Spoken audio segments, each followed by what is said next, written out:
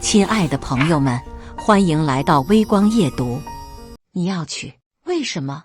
你得去看看你丢掉的是什么。我什么也没丢，那你更得去让他们看看他们错过了什么。这段对话发生在一个没有开灯的房间里，窗外城市的霓虹像一片融化的巨大琥珀，光线粘稠地爬进来，勾勒出两个沉默的轮廓，其中一个站着，一个坐着，像两座对峙的孤岛。去还是不去？这个问题本身就像一枚生锈的钉子，扎在过去的伤口上，不拔出来，就永远横亘在那里，隐隐作痛。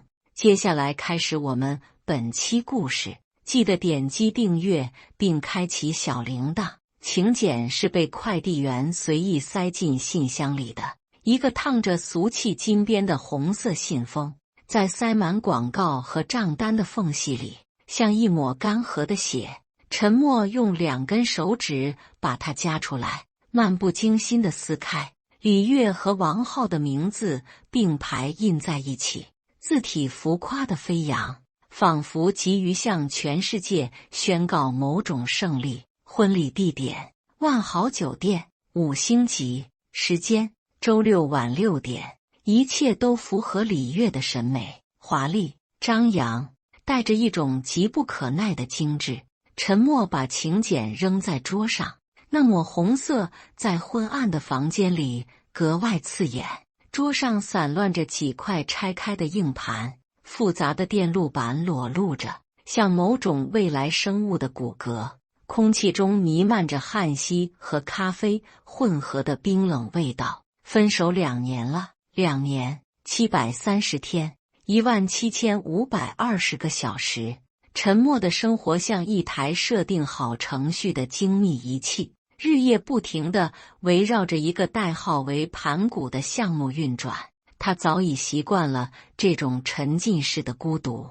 李月这个名字就像电脑里一个被删除了但尚未被彻底覆盖数据的扇区，偶尔在系统自检时会跳出来一下，然后迅速消失。手机在桌上嗡嗡震动，屏幕亮起，是一条加密信息，发信人：青鸟。信息内容：盘古系统最终并网测试准备就绪，请随时待命。陈默拿起手机，指纹解锁，回复了2个字：收到。然后他拿起那张请柬，又看了一眼：别去了吧，默哥。说话的是团队里最年轻的成员，代号猴子，一个刚毕业的天才少年，此刻正端着一碗泡面从另一个隔间走出来。这不就是鸿门宴吗？他吸溜着面条，含糊不清地说：那个叫李月的，我听赵磊哥提过，嫌你闷，嫌你没前途，踹了你跟了个什么青年才俊。陈默没说话，只是用指关节轻轻敲击着桌面。那个王浩，我也听说了。猴子把泡面桶放下，凑了过来。家里有点小钱，自己在大公司当个部门经理，尾巴翘到天上去了。最喜欢在同学会上显摆，踩着别人装逼。你去干嘛？猴子说：送上门给他们当垫脚石啊。猴子。一个沉稳的声音从门口传来，是赵磊，陈默大学时的同学，也是现在团队里的副手。他比陈默外向一些，但也同样不爱多言。别瞎说。赵磊拍了拍猴子的脑袋，我没瞎说啊。猴子一脸委屈，这不明摆着的事吗？赵磊走到陈默身边，看了一眼那张请柬，叹了口气，他想去，就让他去吧。赵磊看着陈默，眼神里有些复杂，有些事总要亲手埋葬才算真的过去。陈默终于开口了，声音有些沙哑，像是久未使用的齿轮。我只是去送个祝福，顺便吃顿饭。他说这话时，脸上没有任何表情。猴子和赵磊对视一眼，都从对方眼中看到了无奈。周六下午，陈默提前结束了手头的工作，他关掉面前7、8个显示器，整个世界瞬间从瀑布般的数据流中安静下来。他走进休息室，脱下那件印着 Think Geek 的旧 T 恤，换上了一件干净的 polo 衫，裤子是普通的休闲裤，鞋子是一双穿了很久的运动鞋，洗得很干净。他对着镜子照了照，镜子里的人面容清瘦，眼神平静，头发有些乱，像是那种随时会淹没在人群里的普通 IT 男。这就是他想呈现的样子，或者说，这就是他本来的样子。他开着自己的车去酒店，一辆国产的旧车，开了7、8年，车身有些划痕，但发动机保养得很好，声音低沉而平稳，就像他自己。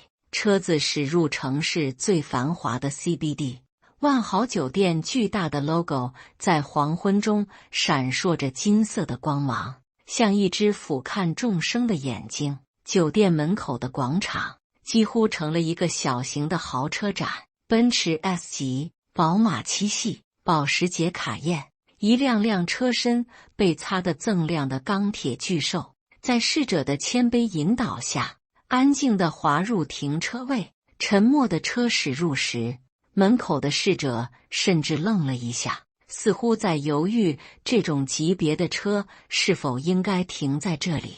沉默找了一个最远的角落停下，熄火，拔出车钥匙。他坐在车里，看着不远处那片璀璨的灯火，沉默了很久。手机又震动了一下，还是青鸟发来的加密信息。北美蜂巢有异动，初步判断与长城防火墙有关。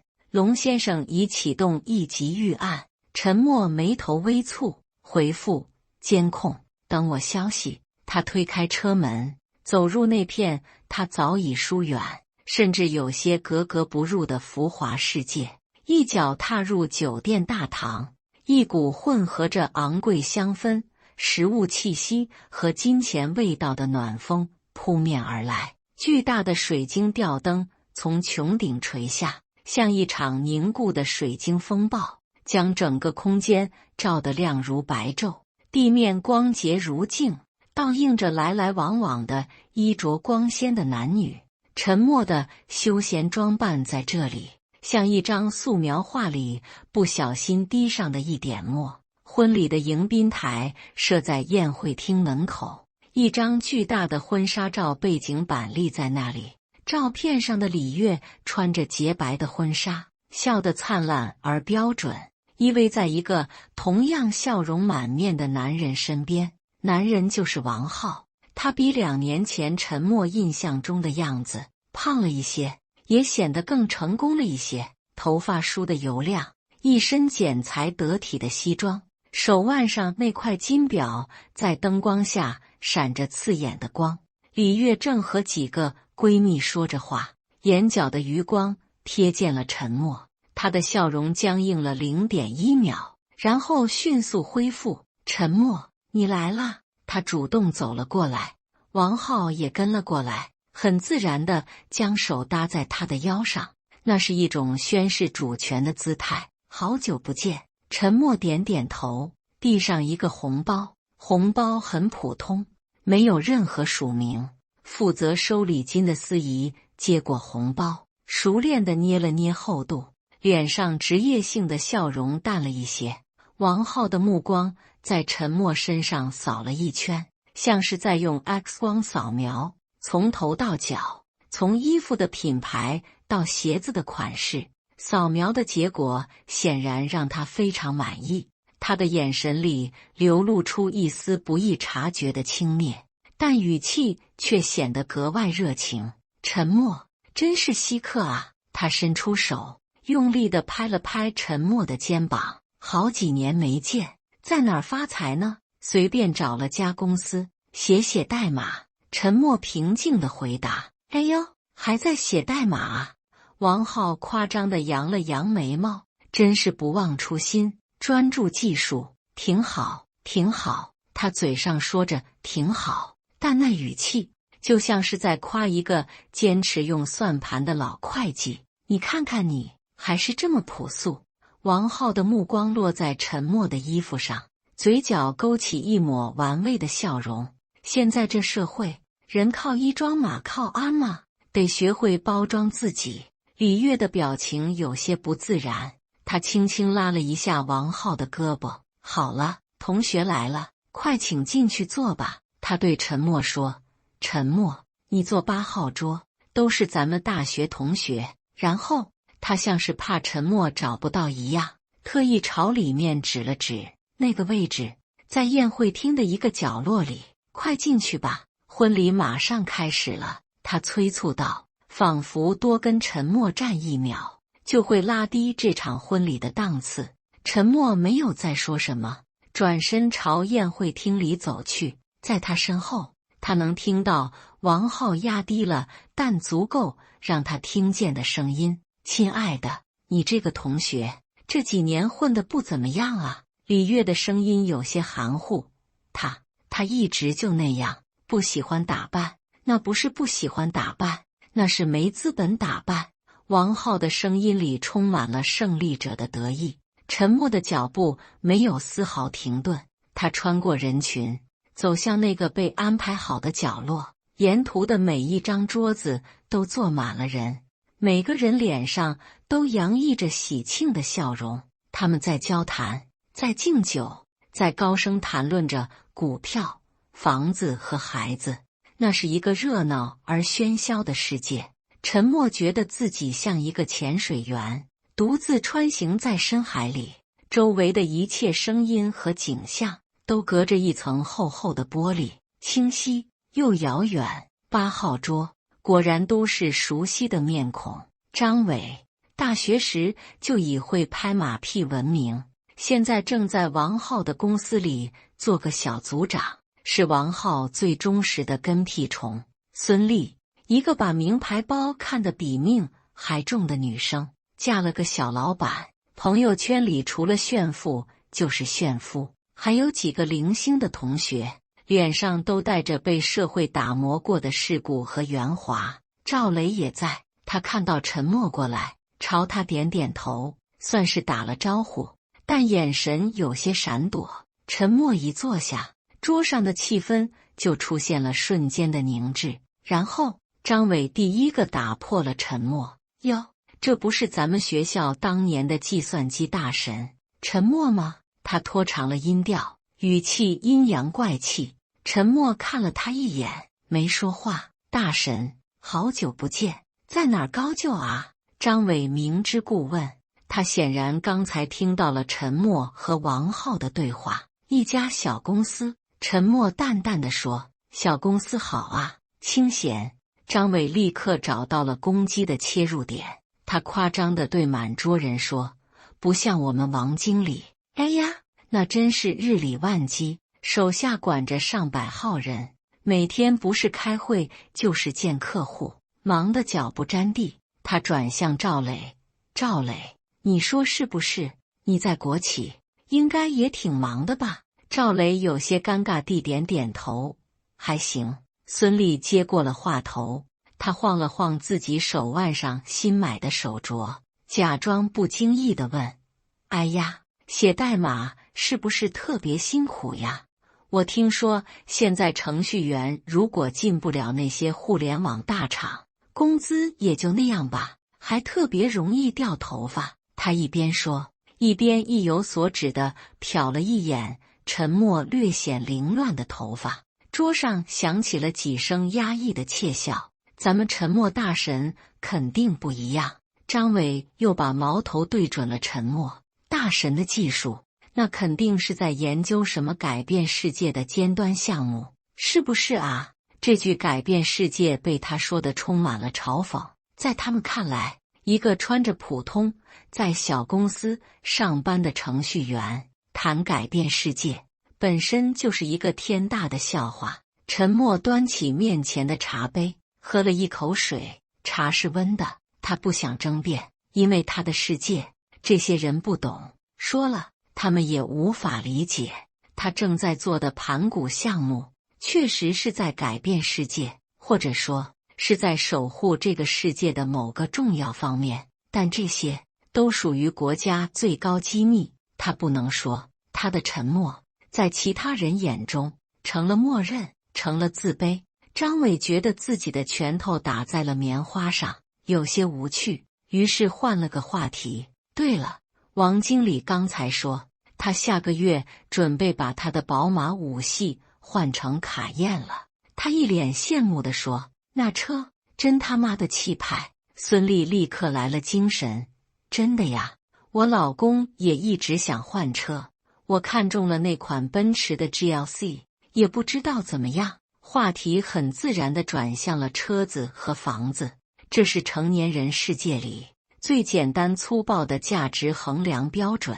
张伟聊得兴起，突然把脸转向沉默。对了，沉默，你今天怎么来的？他的眼神里闪烁着不怀好意的光芒。我记得你大学刚毕业那会儿，买了辆国产车，不会，现在还在开吧？这个问题一出，所有人的目光都聚焦在了沉默身上，那是一种看好戏的目光。沉默放下茶杯，平静地说：“车送去保养了，今天打车来的。”这是一个很合理的解释，但在这种环境下，它被自动翻译成了另一个版本。他的车太破，不好意思开过来。哦，保养了啊。张伟的声音拖得更长了。也对，老车是得勤保养，不然容易抛锚。孙俪用手掩着嘴，发出一声嗤笑。其实打车也挺好的，环保。他假惺惺地说，就是有时候不太方便，尤其是下雨天。赵磊实在听不下去了，他试图岔开话题。菜怎么还不上啊？有点饿了。但没人理他。嘲讽的机器一旦启动，就很难停下来。酒过三巡，菜过五味，王浩和李月开始挨桌敬酒。走到8号桌时，王浩的脸上已经泛起了红光，那是酒精和得意共同作用的结果。兄弟们，今天一定要喝好啊！他举起酒杯，意气风发。张伟立刻站了起来，举着酒杯，一脸谄媚。王经理，还有嫂子，恭喜恭喜，祝你们新婚快乐，早生贵子，事业蒸蒸日上。其他人也纷纷起身祝贺，只有沉默，只是坐在位置上，举了举杯，没有说话。王浩的目光落在了沉默身上，他走过去，一屁股坐在沉默旁边的空位上，胳膊重重地搭在他的肩膀上。一股浓烈的酒气和古龙水味道混合着，扑向沉默。兄弟，不是我说你。王浩的舌头已经有些大了，做人呢，还是要活络一点。他用另一只手指了指自己，又指了指周围的同学。你看我们毕业这几年，谁不是拼了命的往上爬？男人嘛，事业心还是要有的。你再看看李月。王浩的眼神转向站在一旁，笑容有些僵硬的新娘。她跟着我，我能给她什么？我给她买最好的包，带她去最高档的餐厅，我让她风风光光地站在这里，成为所有人羡慕的对象。她的声音越来越大，几乎半个宴会厅的人都听到了。而你呢？王浩的脸几乎要贴到沉默的脸上，眼神里充满了赤裸裸的挑衅和炫耀。你除了会对着电脑敲代码，还能给他什么？这句话像一把淬了毒的刀，精准地刺向了过去。李月的脸色瞬间变得有些苍白，桌上的其他人，连最大声的张伟，此刻也安静了下来，气氛尴尬到了极点。所有人都知道，陈默和李月当初为什么分手，就是因为李月觉得陈默太闷，整天对着电脑，看不到未来。王浩现在是把陈默的伤口当众撕开，撒上一把盐，再淋上辣椒水，这已经不是嘲讽了，这是赤裸裸的羞辱。陈默静静地看着王浩，他的眼神依旧平静如水，那是一种让王浩感到极其不舒服的平静。就像一拳打在了一团无边无际的雾气里，非但没有伤到对方，反而让自己有种脱力的虚无感。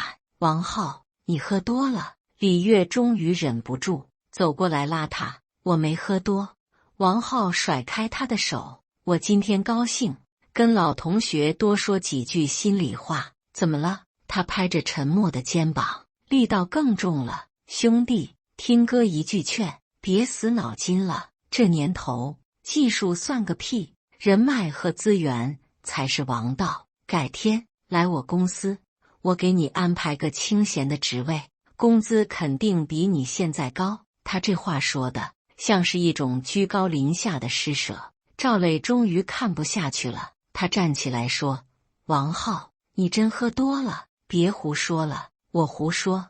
王浩也站了起来，指着陈默，我这是为他好，你问问他，他现在一个月挣多少钱，够不够李月买一个包？你……赵磊气得脸都红了。就在这剑拔弩张的时刻，陈默的手机在口袋里剧烈地、持续地以一种特殊的频率震动起来。这不是电话，也不是普通的信息，这是一种最高级别的警报。陈默的脸色终于变了，他一直波澜不惊的眼神里闪过一丝罕见的锐利和凝重。他拿出手机，屏幕上没有显示任何内容，只有一个不断闪烁的红色六边形徽章，那是盘古项目的最高紧急警报标志。徽章下面有一行以特殊协议传输的月后即焚的文字：长城防火墙遭遇未知元宝和攻击，多个关键节点失联，盘古系统紧急预启动，龙先生正赶往你处。陈默的眉头瞬间锁紧。长城是国家网络主干道的最后一道防线，龙先生他怎么会亲自过来？他迅速地在手机上按下一个组合键，回复了一个字：等。他的这个表情变化被一直盯着他的孙俪捕捉到了，他立刻找到了新的嘲讽点，撇着嘴对身边的人小声说：你看他被说的脸都白了。手机响了，就跟抓到救命稻草一样，肯定是在想怎么找借口开溜呢。张伟也看到了，他冷笑着说：估计是哪个催债的电话吧。王浩还在喋喋不休，李月拉着他，满脸的尴尬和哀求。整个8号桌成了一个巨大的、充满了羞辱和难堪的漩涡，而陈默坐在漩涡的中心，他的思绪早已飞到了万里之外的虚拟战场上。那里，一场没有硝烟的战争已经打响，而他是这场战争的最高指挥官。现在，他必须等他的战场来找他。这种等待让他周围的一切嘲讽和羞辱都变得像文瑞的嗡鸣一样毫无意义。婚宴的气氛在王浩带着李月离开8号桌后，诡异地达到了一个小高潮，人们的窃窃私语像潮水一样蔓延开来。8号桌成了风暴眼，每个人都感受着来自四面八方的探究目光。张伟和孙俪更加起劲了，他们觉得自己在王浩的助攻下，彻底把陈默钉在了失败者的耻辱柱上，这让他们有种病态的快感。哎，真是可惜了。孙俪假惺惺的叹气，想当年陈默在学校也是风云人物，怎么现在混成这样了？什么风云人物，就是书呆子一个。张伟不屑地撇撇嘴，读死书有什么用？出来社会还不是要看谁的拳头硬，谁的路子广。赵磊低着头，一言不发地吃着菜，仿佛想把自己埋进盘子里。婚礼仪式正式开始，灯光暗下，一束追光打在舞台中央，司仪用煽情的语调讲述着新郎新娘感人至深的爱情故事。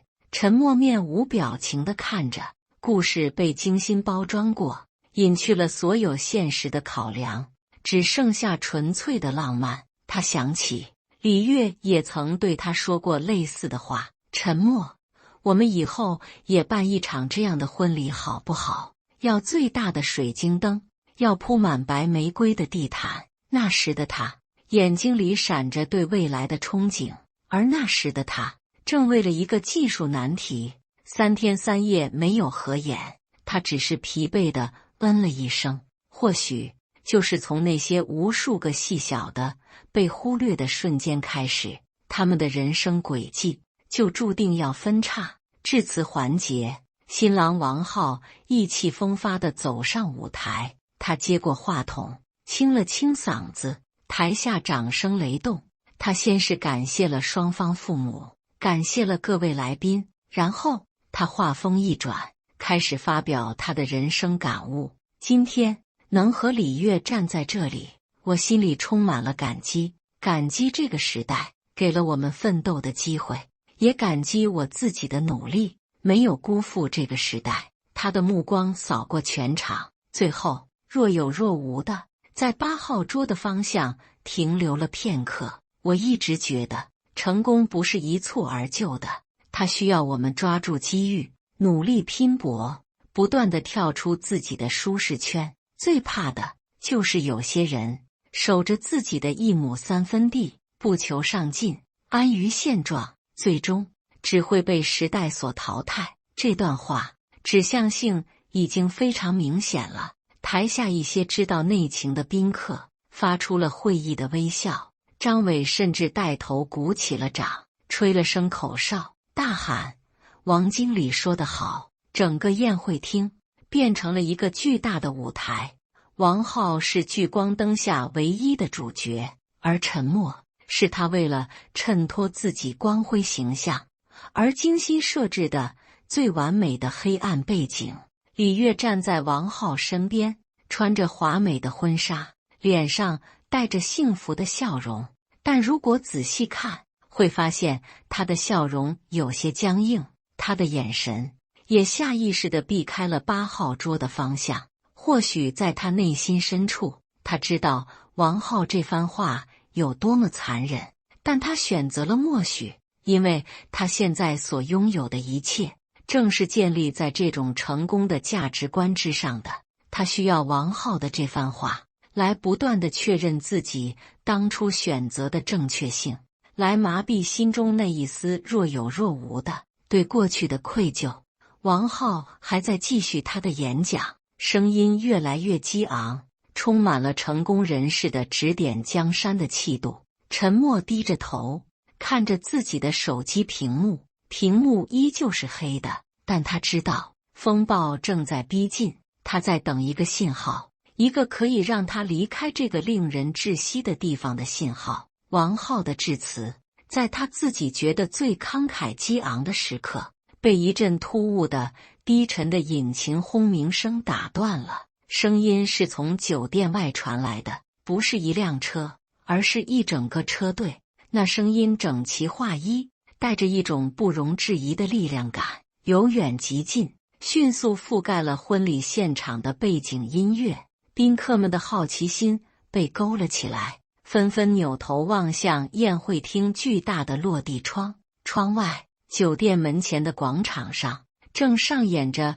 令人瞠目结舌的一幕。卧槽，那是什么车？一个眼尖的宾客惊呼出声。只见5辆，不是6辆，通体漆黑的奥迪6昂，以一种近乎阅兵式的精准编队，缓缓驶入广场。这些车不是普通的奥迪，它们的车身更长，玻璃颜色更深，透露出一种神秘而威严的气息。最让人心脏骤停的是他们的车牌。第1辆车，车牌是京 A88001，第2辆车京 A88002，第3辆京 A88003，清一色京 A8 开头。在场但凡有点见识的人都倒吸了一口凉气。京 A8 号段意味着什么？他们心里清楚得很，那不是有钱就能搞到的，那是权力的象征，是普通人终其一生都无法触及的领域。这已经超出了富的范畴，进入了柜的层面，整个婚宴大厅瞬间安静了下来。刚才还在高谈阔论的宾客们，此刻都像被按了静音键，一个个伸长了脖子，难以置信地看着窗外。舞台上的王浩演讲被打断，脸上闪过一丝不悦，但他看到外面的阵仗时，那丝不悦立刻变成了震惊。他是懂车的，也懂车牌，他比任何人都清楚京巴车队意味着什么。难道是自己父亲请来的某位大人物？他下意识地看向主桌，他父亲，一个在本地还算有些头脸的企业家，此刻也是一脸茫然和震惊。车队在广场中央稳稳停下，动作整齐划一，就像被一只无形的手精确操控着。紧接着，从后面几辆车上迅速下来10几个穿着黑色西装、戴着耳麦、神情严肃的男人，他们动作干练，眼神锐利如鹰，迅速在主车周围散开，形成了一个警戒圈。那种专业的姿态和强大的气场，绝不是普通保镖能比的。整个婚礼现场的气氛瞬间从喜庆变得紧张而肃穆。音乐停了，司仪也愣在了台上，不知道该怎么办。所有人的目光都死死地盯着窗外，仿佛在等待某个历史性时刻的降临。酒店的总经理和保安经理已经连滚带爬地跑了出去，他们脸上堆着最谦卑的笑容，一路小跑着迎向车队，但还没等靠近，就被一名黑衣安保人员礼貌而坚定地伸手拦住了。先生，请在安全线外等候。安保人员的声音不大，但带着一种不容置疑的命令口吻。总经理和保安经理僵在那里，动也不敢动，额头上瞬间冒出了冷汗。王浩的父亲也觉得，这可能是自己生意上某个认识的大领导，或者合作伙伴的领导大驾光临。他整理了一下西装，端着酒杯，也想上前去套个近乎，混个脸熟，结果同样被拦了下来，而且对方连看都没看他一眼。王浩的父亲碰了一鼻子灰，悻悻地退了回来，脸上青一阵白一阵。这下所有人都看明白了，这不是冲着婚礼来的，或者说这不是冲着王家的面子来的。那他们来这里做什么？在所有人屏息的注视下，车队中间那辆牌照为京88001的奥迪，车门被一名助手从外面拉开，一只擦得锃亮的黑色皮鞋先踏了出来，紧接着一位头发花白但精神矍铄、身穿深色中山装的老者，在助手的搀扶下缓缓走了出来。老者年近70，但腰板笔挺，眼神深邃而威严。他身上有一种久居上位的沉稳气质，不怒自威。他只是站在那里，环顾了一下四周，整个广场的气场似乎都为之一变。王浩和李月彻底看傻了，他们绞尽脑汁也想不出自己认识这种级别的人物。他们甚至开始幻想，是不是哪位中央的大领导恰好也在这家酒店用餐，只是个巧合。对，一定是巧合。王浩在心里这样安慰自己，但他的心跳却不由自主地疯狂加速，一种巨大的不祥的预感像乌云一样笼罩了他的心头。那位老者下车后并没有理会酒店方的人，而是对身边的助手低声说了句什么。助手立刻点了点头，然后拿出一个看起来非常特殊的平板设备，设备屏幕上似乎是一个正在快速缩小的定位地图，一个红点在地图上闪烁。助手看了一眼屏幕，然后抬起头，目光精准地穿过酒店的玻璃幕墙，直接锁定了宴会厅角落里的8号桌。时间仿佛在这一刻被无限放慢了，在8号桌所有人惊愕、呆滞、完全无法理解的目光中，那位穿着笔挺西装、气质干练的助手迈开大步，径直穿过人群，朝着他们这张桌子走来。他的脚步坚定而急促，皮鞋踩在地板上，发出沉闷而有力的声响。宴会厅里所有人的目光都随着他的移动而移动。他要干什么？他要去哪儿？张伟的嘴巴还保持着嘲讽的弧度，但肌肉已经僵硬。孙俪手里还捏着手机，准备随时拍下沉默的糗态，但此刻他的手指却像被冻住了一样。助手穿过桌椅的缝隙，无视了所有人，最终停在了沉默的面前。然后在全场上千只眼睛的注视下，他做出了一个让所有人大脑宕机的动作。赵磊瞪大了眼睛，一脸的不可思议，整个人如遭雷劈。他对着沉默这个穿着普通 polo 衫，一直被他们嘲笑为混得差的男人，深深地90度地鞠了一躬。陈组长，他的声音不大，但在死一般寂静的宴会厅里，清晰地传到了每个人的耳朵里，语气中带着10万火急的恳切和无比的恭敬。万分抱歉，在这种场合打扰您。长城1号关键节点被境外幽灵黑客组织突破，对方使用了我们从未见过的数据攻击模式，技术组在半小时内3次反击均告失败，无法追踪其来源，也无法拦截其渗透。对方的目标极有可能是国家金融数据中心的核心服务器。我们请求盘古立刻介入。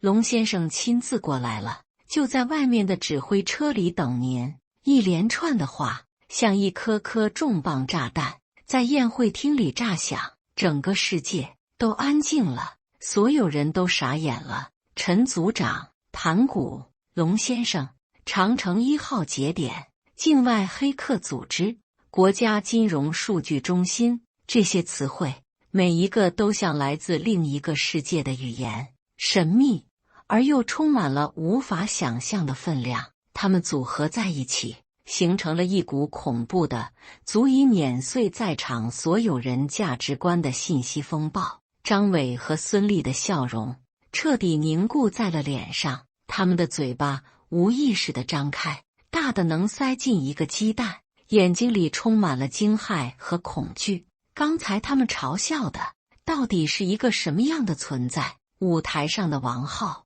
脸色在一瞬间变得惨白如纸，他引以为傲的部门经理职位，他沾沾自喜的宝马汽车，他精心构建的世俗成功，在国家金融数据中心这几个字面前，渺小的像一粒卑微的尘埃。他感觉自己的喉咙被一只无形的手死死扼住，无法呼吸。羞辱，他刚才对沉默所做的一切，现在回想起来，那不是羞辱别人，那是在用最愚蠢、最可笑的方式反复抽打自己的脸。站在他身边的李月更是如遭雷击，他浑身一颤，手中的香槟杯啪的一声掉在地上，摔得粉碎，酒液和玻璃碎片溅湿了他洁白的婚纱裙摆，但他毫无知觉，他只是呆呆地痴痴地望着那个他一直以为混得差、没前途的前男友，那个曾因为没时间陪他看电影而被他抱怨的男人，那个曾因为不善言辞而被他认为没出息的男人。原来他不是没有自己的世界，只是他的世界太过庞大，太过高端，以至于他这点可怜的建立在物质和虚荣之上的认知，连仰望的资格都没有。面对助手的鞠躬和急切的报告，沉默只是平静地点了点头，知道了。他的声音不大，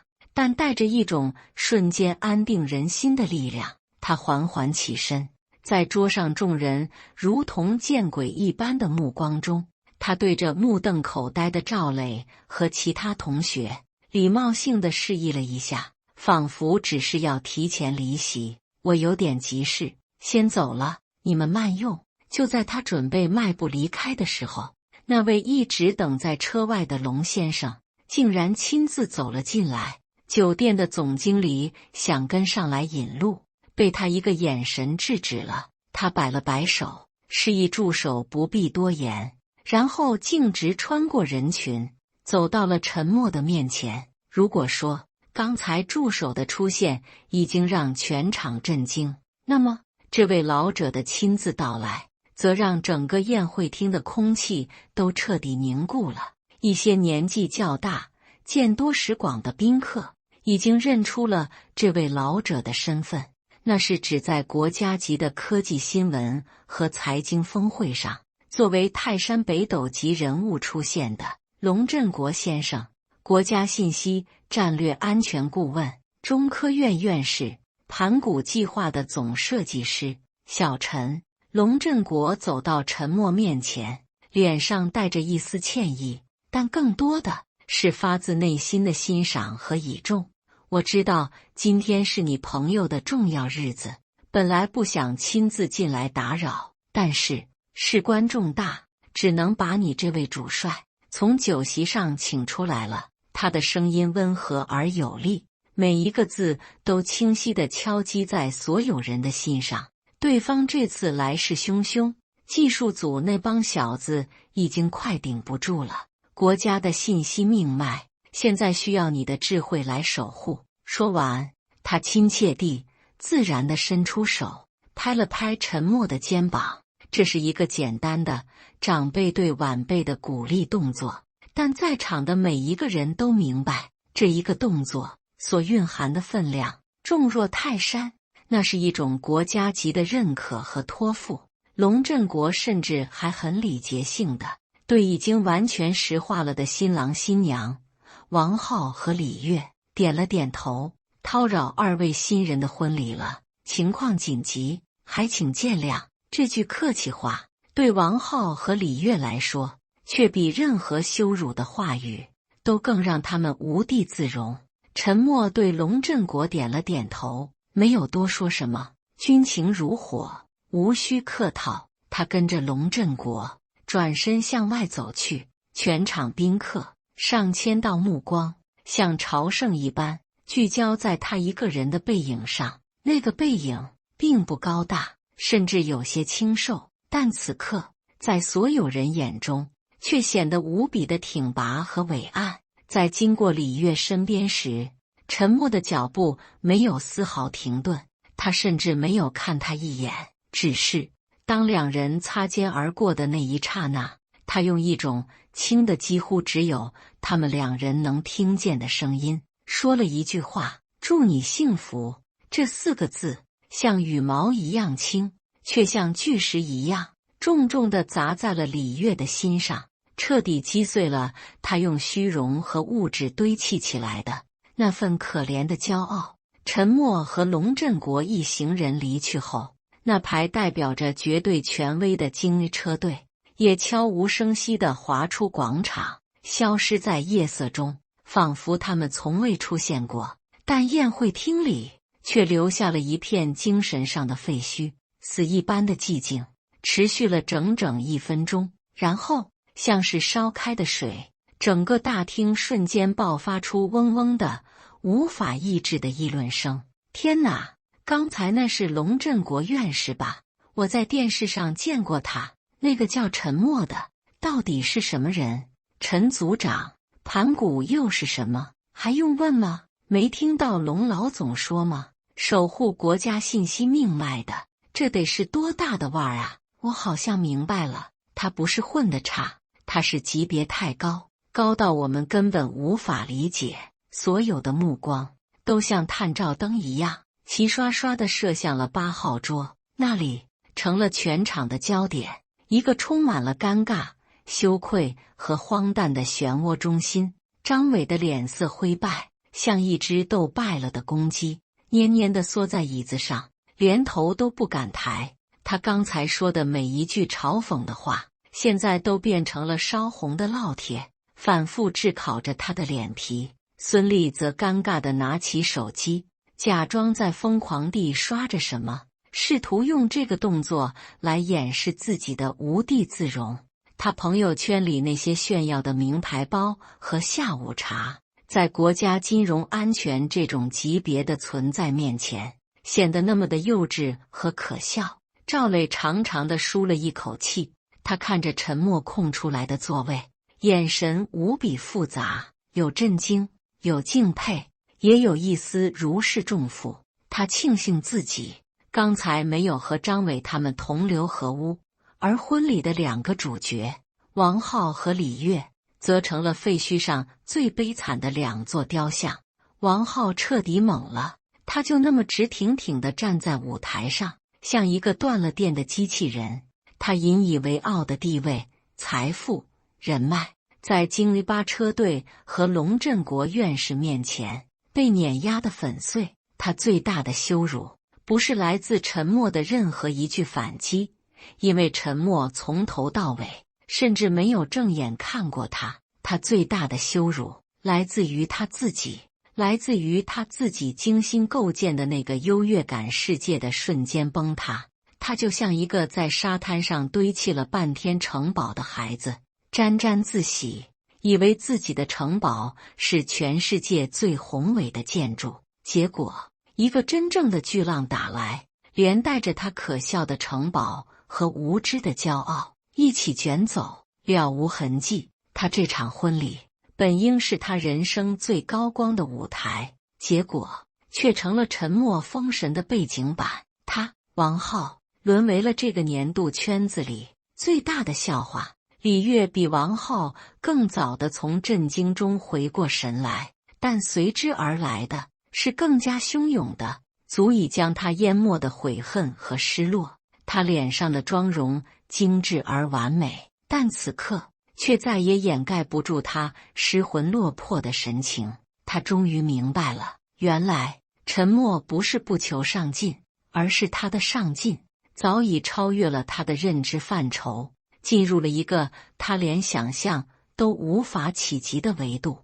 他不是没有自己的世界，只是他的世界，他从未有过进入的资格。他的脑海里像放电影一样闪过无数个过去的片段。他抱怨沉默只知道对着电脑，没时间陪他逛街，而他那时可能正在与世界上最顶尖的黑客在没有硝烟的战场上殊死搏斗。他嘲笑沉默穿着老土，不懂名牌，而他身上那件普通的 polo 衫可能比他全身的奢侈品加起来都更具价值，因为它承载着一个国家级技术核心的低调。他因为王浩能给他买一个几万块的包而沾沾自喜，选择了他。而沉默，他手里掌握的是价值数以万亿计的国家金融命脉。他所追求的宝马、名牌和旁人艳羡的目光，在国家英雄这4个字面前显得多么的廉价，多么的一文不值。婚礼还在机械地进行着，司仪在短暂的慌乱后重新把气氛拉回正轨，但所有人都心不在焉。李悦站在那里，像一个被抽走了灵魂的木偶。他看着身边这个曾经让他引以为傲的丈夫，那个刚才还在舞台上高谈阔论的男人，此刻却像一只泄了气的皮球，满脸的灰败和茫然。他的内心第一次只剩下无尽的空虚和悔意。他知道，他做出了一个人生中最错误的选择。他丢掉的不是一个混得差的前男友，他丢掉的是一整个他本可以拥有却亲手推开的星辰大海。很快，宾客中就有神通广大的人通过各种关系打听到了更多关于龙振国和盘古计划的碎片信息。虽然都语焉不详，带着涉密的标签，但越是这样，越是引人遐想。听说那个盘古计划是咱们国家应对未来网络战争的最高级别项目，沉默是那个项目的总负责人、组长。我的天，那他得是什么级别？别猜了，那不是我们能议论的。总之，记住一句话，今天我们见到了一个活着的传奇。消息在小范围内迅速发酵，然后像病毒一样，在整个圈子里传播开来。陈默的身份被猜测为国家秘密科研人员、网络安全守护神、国之重器等多个版本，每一个版本都充满了神秘和传奇色彩。而王浩和李悦的这场婚礼，也以一种他们绝对不想要的方式，成为了年度最热门的话题。本应是他们炫耀和接受祝福的舞台，却成了所有人用来衬托陈默强大的背景板。听说了吗？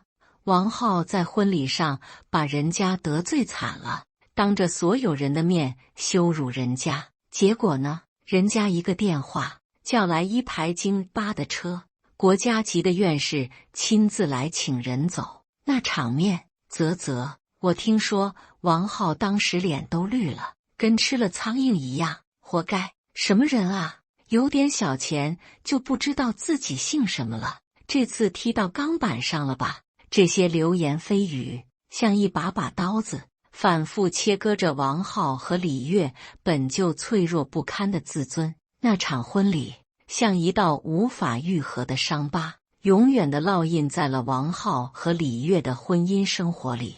王浩变得比以前更加敏感和易怒，他在公司里总觉得同事们的眼光充满了异样，那些曾经的吹捧和附和，现在听起来都像是无声的嘲讽。